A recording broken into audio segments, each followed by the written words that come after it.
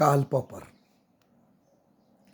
Karl popper वो नाम है जिसने कि 20वीं शताब्दी में खुल करके सर्वसत्तावाद को चुनौती दी। और ये सर्वसत्तावाद जिससे उसने लड़ाई की, ये केवल इसको अगर आप नाजिज्म, फासिज्म और कम्युनिज्म तक ही समझेंगे तो ये गलती है। बेसिकली उसने साइंटिसिज्म को भी विरोध किया कि ये सोचना कि ज्ञान की सारी अथॉरिटी वैज्ञानिकों के पास है, वही ज्ञान के सोर्स हैं और उस अथॉरिटी की एक निरंतर चलने वाली श्रृंखला है, तो ये भी एक भ्रम है, एक तरह का क्लेम है जो कि सब कुछ जानने का और हर एक चीज़ को का सोल्यूशन देने का वादा करता है। पॉपर कहते हैं जब भी कोई ऐसा विचार लेकर आए कि मेरे पास हर समस्या का समाधान है, तो आप याद रखिए वो एब्सोल्यूट पावर को ढूंढ रहा है। और एब्सोल्यूट पावर दुनिया की सबसे बुरी चीज़ है। पावर को हमेशा तोड़ना चाहिए, उस पर प्रतिबंध लगने चाहिए, पावर बंटनी चाहिए, पावर डिस्ट्रीब्यूट होनी चाहिए। इसीलिए तो डेमोक्रेटिक फॉर्म ऑफ गवर्नेंस जो है सबसे महत्वपूर्ण है। और पॉपर यहाँ एक बात और करते हैं जो राजनीतिक शास्त्र के बच्चों को पता होनी चाहिए। वो कहते हैं अक्सर पॉलिटिकल साइंस और political theory and political thought जब मैं देखता हूँ, अक्सर वो बिजी होते हैं डेफिनेशंस में। राज्य क्या है, कर्तव्य क्या है, स्वतंत्रता क्या है, सॉवरेनिटी क्या है।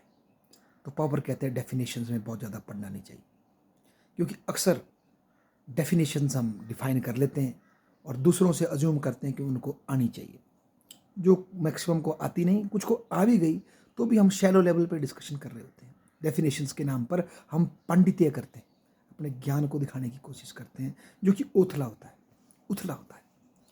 डेफिनेशंस की तुलना में पॉलिटिकल थ्योरी के लोगों को सिंपल डायलॉग करना चाहिए।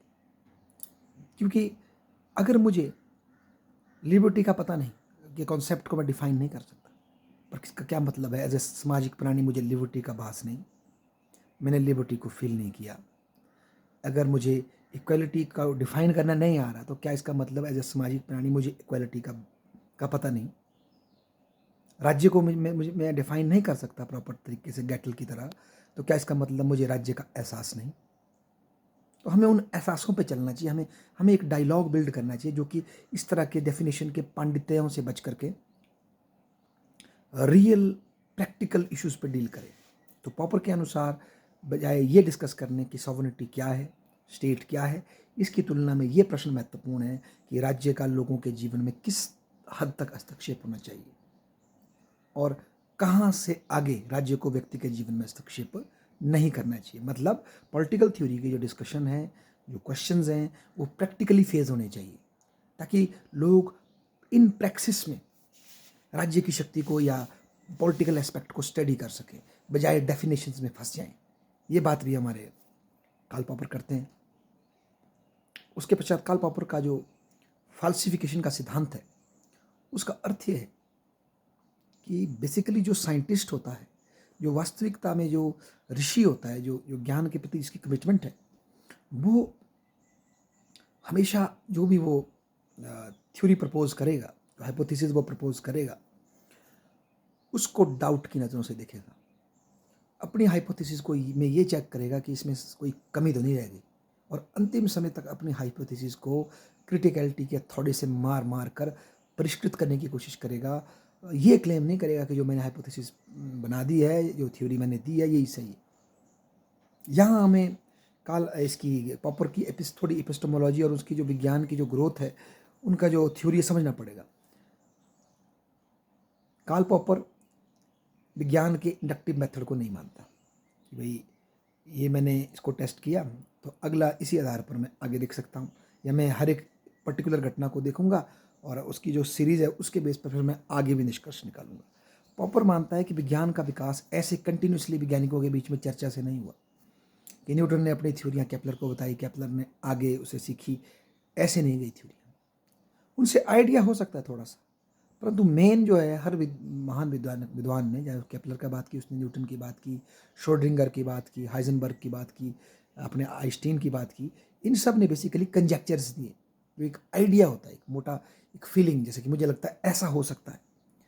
कंजेक्चर्स का मतलब हुआ एक ब्रॉडली डिफाइंड अजम्पशन, एक हाइपोथेसिस जो भी टेस्ट करनी है आपको, और उसको फिर उसको गलत साबित करने की इन्होंने कोशिश की।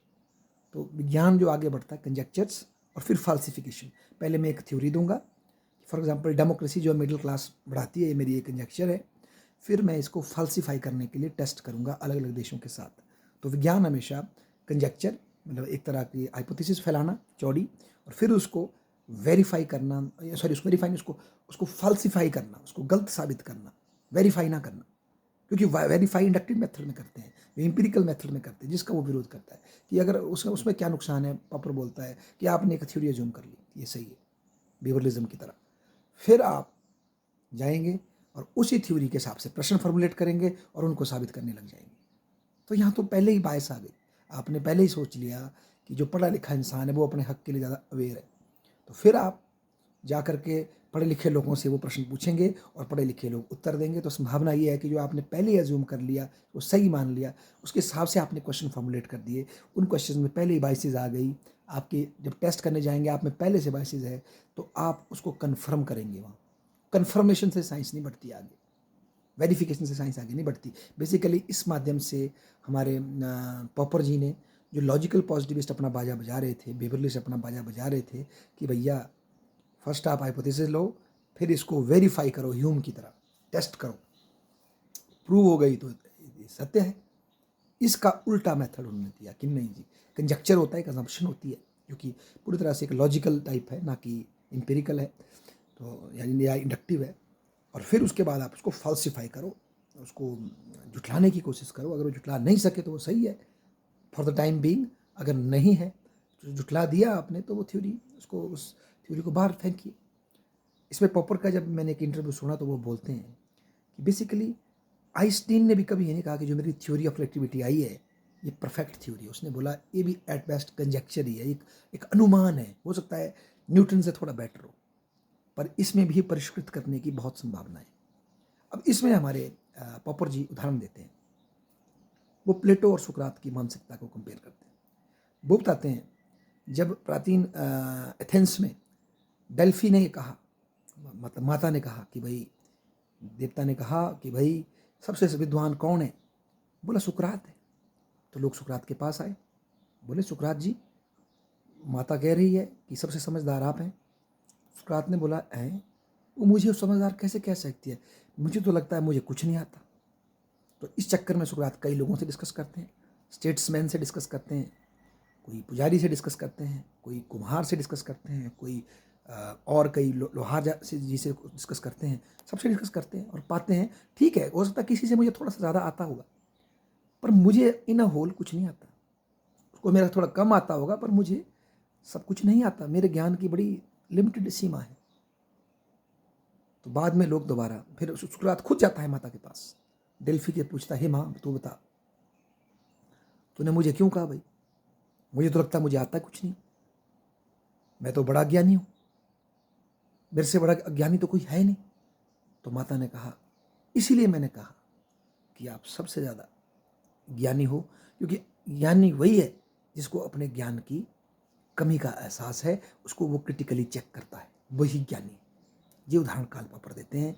जबकि प्लेटो को वो लेते हैं, प्लेटो अपने गुरु से प्रभावित होता है, कहानी बताता है कि मेरे गुरु को सबसे ज्ञानी कहा, और फिर उस ज्ञान से इतना इंप्रेस हो जाता है बंदा कि पूरे एथेंस पे दोबारा से ज्ञान का राज्य स्थापित करने की इच्छा जाहिर कर लेता है, और फिर अपनी पूरी थ्योरी ऑफ, अपनी पूरी एपिस्टेमोलॉजी ऑफ नॉलेज दे देता है, और उसके माध्यम से एक सिस्टम देता है जिसमें कि पढ़ पढ़ के तार्किकता के साथ एक विद्वान पैदा हो जाएंगे और वो फिलॉसफर रूलर दुनिया पर राज करेंगे। ये जो हुब्रिस है, ये जो घमंड है कि ज्ञान से राज होगा, को कंप्लीट नॉलेज होगा ताकि कोई गलती ना हो, ये क्लेम ही अपने आप में दिक्कत खड़ी करता है, ऐसा कार्ल पॉपर कहते हैं। यही क्लेम फिर नाजियों ने भी किया, यही क्लेम हमारे कम्युनिस्ट भाइयों ने भी किया, और यही क्लेम फिर कोई और जो क्रूर शासक होगा वो यही करेगा कि आई नो एवरीथिंग। तो कोई भी ऐसी आइडियोलॉजी जो हर एक चीज़ का समाधान देती है, दैट इज़ डेंजरस। हमें उसे क्रिटिकली देखना चाहिए, ऐसे हमारे कार्ल पॉपर जी कहते हैं। और इवन वैज्ञानिकों को भी, जो लॉजिकल पॉजिटिविस्ट कह रहे थे, राइट फ्रॉम न्यूटोनियन जो रेवोल्यूशन लिया, और न्यूटन की जो फिलॉसफी को देख करके कुछ लोगों ने आर्ट्स को भी साइंस बनाने की इच्छा जाहिर की, और न्यूटन की तरह कुछ रिडक्शन करके कुछ बेसिक नियम ढूंढने की कोशिश की, चाहे हमारे अगस्त कांटे जी हों, फिर चाहे और जिन्होंने इकोनॉमिक्स के डिसिप्लिन को डेवलप कर दिया बाद में सब्सिक्वेंटली, और पॉलिटिक्स को पॉल साइंस बना दिया, सोशोलॉजी बायोलॉजी की बाउंड्रियाँ खींच दी, मतलब फिजिक्स केमिस्ट्री की बाउंड्रियाँ खींच दी, मतलब अलग सेपरेट डिसिप्लिन बना दिए। तो इन सब की कोशिश क्या थी कि और ज़्यादा मानव की क्वेस्ट को साइंटिफिक तरीके से लाना, और इसी से फिर लॉजिकल पॉजिटिविस्ट सामने आए। और एयर जी तो एक यहाँ तक कहते हैं हमारे लॉजिकल पॉजिटिविस्ट कि भैया ज्ञान तो दो तरीके से ही मिलता है, या तो आप उसको प्रत्यक्ष इंद्रियों से दिखा दे, या दूसरा माध्यम है उसको प्राप्त करने की मेथोलॉजी दिखा दे, उससे मैं टेस्ट करूँगा, उसको वेरीफाई करूँगा, अगर वो दिख गया तो वो ज्ञान है, अदरवाइज गुस्सियाँ मत मारो, सीधी बात। तो यहाँ तक हमारी एक तरह का एक कट्टर विज्ञानवाद आ गया था। और पॉल साइंस में फिर बिहेवियरल एस्पेक्ट ऑफ पॉलिटिक्स को तो हम समझते हैं फिर कि बस इंपेरिकली जो समझ गए वो सत्य है, बाकी सब बेकार है। तो इसके खिलाफ कार्ल पॉपर जी खड़े हो जाते हैं अपनी जंघा रख के, अंगद जी की तरह, कि भाई देखिए मैं नहीं इसको मानता। बेसिकली इंडक्टिव मेथड ही गलत है, जाओ। हालांकि ये उन्होंने शायद एक एक्सट्रीम स्टेप उन्हें लेना पड़ा, क्योंकि उस टाइम फ्लो ही ऐसा चला था, उसको रोकने के लिए बात थोड़ी सी अपोजिट करनी पड़ी। और उन्होंने बोला कि मेरे ख्याल से तो विज्ञान कंजेक्चर्स, और फिर उसके बाद उन कंजेक्चर्स को फल्सिफाई करने से आगे विज्ञान बढ़ता है, ऐसी बात कार्ल पॉपर कहते हैं। तो बेसिकली कार्ल पॉपर एक ऐसा विद्वान है जो रैशनैलिटी को जीवित करने का, क्रिटिकल थिंकिंग को, क्रिटिकल इंक्वायरी को पुश करने का प्रयास करता है। कैसे दौर में जब पहले तो टोटलिटेरियनिज्म बड़ा छा गया था, फिर मतलब चाहे वो मार्क्सिस्ट ट्रेंड हो, चाहे हमारा नेशनलिस्ट ट्रेंड हो, और फिर जब साइंस के विद्वानों ने भी साइंस के नाम पर चढ़ चढ़ के ज्ञान को एक पर्टिकुलर फील्ड में ही जस्टिफाई करना शुरू कर दिया और विज्ञान की ठेकेदारी ले ली, उसके भी वो खिलाफ थे। इसी तरह से देखें तो वो हिस्टोरिसिज्म के भी खिलाफ हैं। हिस्टोरिसिज्म जो हमारे पॉलिटिकल साइंस की उसमें थ्योरी में हम पढ़ते हैं, उनके भी, जिन लोगों ने प्लेटो से लेकर के मिल तक जो विद्वान चके और बोला यही क्लासिकल थ्योरीज हैं, इन्हीं को फॉलो करो, इन्होंने जिस कॉन्टेक्स्ट में बताया उसको समझो, और उसी के हिसाब से इन पवित्र किताबों से अपने वर्तमान को समझने के लिए थ्योरी निकालो, तभी आप समझ सकते हैं। तो इसके भी वो खिलाफ था, क्योंकि इसका मतलब ये हुआ कि मानव का ज्ञान कंटिन्यूसली प्लेटो से लेकर के अपने मिल तक जो है इवॉल्व ही हुआ, सुधरा ही, वो डेवलप ही होता गया, उसमें लीनियर ग्रोथ थी। क्योंकि पॉपर ने बोला लीनियरिटी कुछ नहीं होती, साइकिल आ जाते हैं, कई बार डाउन आता है, कई बार अप जाता है, कंजेक्चर आते हैं, अलग अलग फीलिंग से मिल ने सोचा, एक अलग मेंटल फ्रिक्वेंसी से भाई मार्क्स ने सोचा, तो वो कैसे आपने मिक्स कर दिया? उसको लीनियर क्यों देख रहे हैं आप कि मानव का निरंतर विकास हो रहा है? ये देखना ही गड़बड़ है, क्योंकि फिर चलो ऐसे देख भी लो, पर बाद में फिर आप बोलेंगे जी यहाँ तक विकास आया, अब आगे का रास्ता ये है, तुम्हें ये फॉलो करना पड़ेगा, क्योंकि हम इतिहास की व्याख्या कर रहे हैं भौतिकवादी, या हम इतिहास की पॉलिटिकल थ्योरी के विकास को इवॉल्व कर रहे हैं, क्योंकि उसमें लिनियरिटी आपने भरी, उसमें मतलब कंटिन्यूटी आपने भरी, कि हाँ इसके बाद मार्क्स आया तो विचार यहीं से फैले। जबकि अगर हम देखेंगे हर एक विचारक के कॉन्टेक्स्ट जो है वो थोड़ी डिफरेंट भी होते हैं, प्रभावित होते हो सकते हैं, पर उसको सीधा लीनियर ही खींचना कि यहाँ तक सच्चाई आई थी, अब इसके बाद इतिहास का फ्लो यहाँ जा रहा है, ये भी अपने आप में एक बहुत बड़ी आइडियोलॉजी है हिस्टोरिसिज्म, जो कि लोगों को फिर मजबूर कर देती है फॉलो करने के लिए, कि उनको लगता है यार इतिहास का भी लॉजिक है, तो मेरी क्या हैसियत है इंडिविजुअल। और ऐसे में व्यक्ति उस इतिहास हो कॉल्ड इतिहास के फ्लो का जो एजेंडा आता है उसको चैलेंज करने से डर जाते हैं। इसका उदाहरण और देखिए आप, जैसे वो डैनियल वेल बोलता है बीच में, एंड ऑफ द आइडियोलॉजी, खत्म हो गई, अब मार्क्सवाद और साम्यवाद की लड़ाई नहीं है, अब ये दोनों एक ही बात है, गरीबी दूर करना चाहते हैं, तो आइडियोलॉजी खत्म हो गई। ये फिर वही सोच हिस्टोरिसिज्म की उठा रहे हैं। फिर हम फुकुयामा बोलता है 92 में, end of the history, cold war खत्म हो गई अब तो भैया, क्योंकि कम्युनिज्म जीत गया, तो इतिहास का अंत हो गया। वो इतिहास को क्यों ढूंढा जा रहा है? और जब ये इतिहास की बात की जा रही है, ये इतिहास को विशेष एक बड़े वैज्ञानिक विधि से देखने का क्लेम किया जा रहा है कि मैंने इतिहास का जो वास्तविक विकास का जो चरण है उसको ट्रेस कर दिया और आप उसको फॉलो करो। तो ये इतिहासवाद स्वयं में एक आइडियोलॉजी है जो लोगों की कॉन्शियसनेस को, उनके फ्रीडम को, उनकी क्रिटिकलिटी और क्रिटिकल इंटरप्रिटेशन को तोड़ती है। ये इतिहासवाद की चिंतन कि भाई प्लेटो से लेकर के मिल तक जो है कंटिन्यूस पॉलिटिकल थ्योरी का विकास हुआ है, उसके चिंतन का विकास हुआ है, फ्लो हुआ है और वो फाइनल है। उसके बाद आगे तो तुम इसके शेडो में रहो, क्योंकि तुम्हारे हालात तो फिर इसी से डिफाइन होंगे। ये अपने आप में एक बहुत बड़ी आइडियोलॉजी है, अपने आप में एक बहुत बड़ी टोटलिटेरियनिटी है, जो कि मानव की क्वेस्ट को चेंज कर देती है। क्रिटिकली क्यों नहीं हम देख सकते? तो इतिहास को एक कंटिन्यू आगे बढ़ते हुए क्रम के रूप में देखना भी दिक्कत खड़ा कर देता है। इसके कुछ लाभ भी होते हैं, इंटरकनेक्टिविटी विचारकों के बीच में आ सकती है, परंतु नुकसान है फिर इसी लॉजिक को लेकर के आप आगे इतिहास प्रस्तुत कर दोगे और जो आपसे एग्री नहीं करेगा वो मूर्ख नजर आएगा, क्योंकि उसके साथ इतिहास का फ्लो नहीं है, आपके साथ इतिहास है।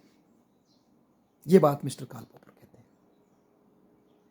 और बिहेवियरलिज्म के लिए वो कहते हैं कि ये एक बहुत स्टूपिड आइडियोलॉजी है जो कि साइकोलॉजी से आई है, और ये बेसिकली उसी इंडक्टिव मेथड और ह्यूमन कंसेप्शन का परिणाम है, ऐसा कार्ल पॉपर कहते हैं। धन्यवाद।